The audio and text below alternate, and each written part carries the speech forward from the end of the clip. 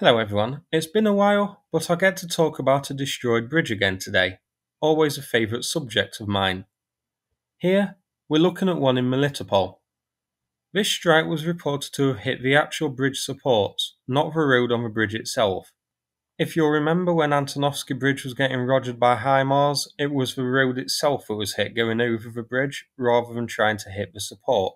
So this marks a bit of a change in tactics, and it led to speculation that it was the TRLG 230, which can sort of manoeuvre around to hit targets.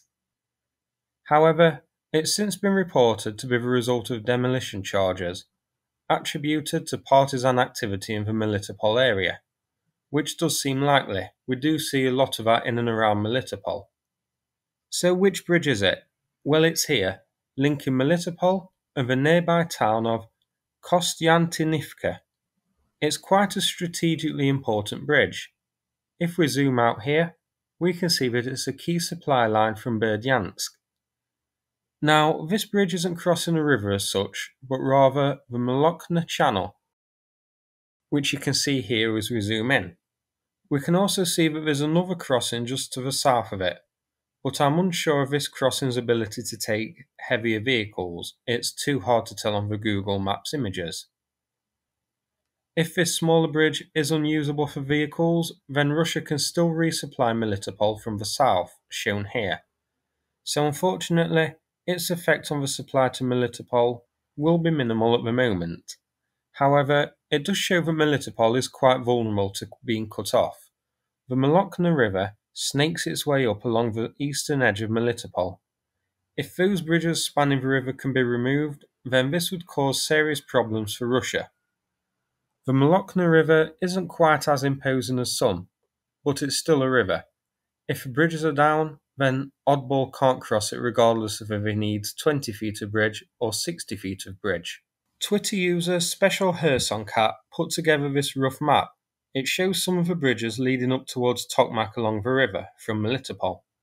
So as you can see, there's quite a few of them. But even getting rid of the ones close to Melitopol and south of Melitopol will potentially force supply convoys to head north, pushing them close to Ukrainian-controlled territory. This brings them within range of whatever Ukraine can throw at them, and gets them in danger of being targeted, whether it be by drones, artillery, or our old friend Mr. HIMARS. So it will be interesting to see if this is the start of more bridges going down. And Melitopol is an important place. It's used as a sort of supply hub to resupply the front lines to the north, the front lines to the west, and even Crimea. And we eventually saw what happened to Kherson once Russia couldn't resupply its troops. It fell, and once the collapse of the front lines began there, it was pretty rapid.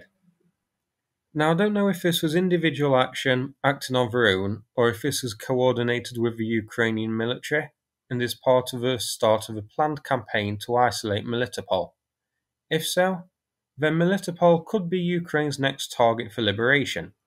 As very roughly shown here, if Ukraine can push south and liberate Melitopol, then it basically means all of the Russian troops and forces west of Melitopol are cut off. No way to resupply them other than going through Crimea. It also means Crimea is cut off and isolated, the only entrances to Crimea being west of Melitopol.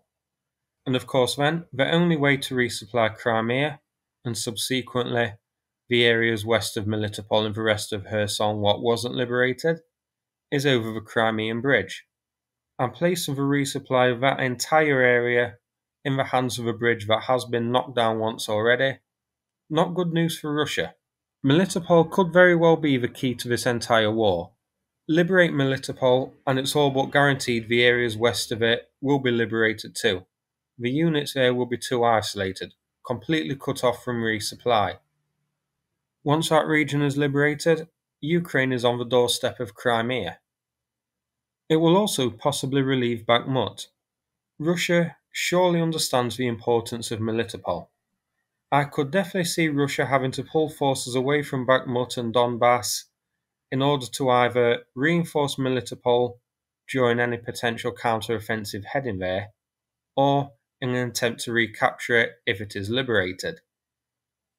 Because honestly, I think if Melitopol is liberated, then Crimea will soon follow. Russia just won't be able to resupply it. So that's it for this video. Very interesting to see, I thought. And of course, if this is the start of a push towards Melitopol, which I'm sure we all hope is the case, then that's very interesting. We're going to have to keep an eye on this area in the upcoming days.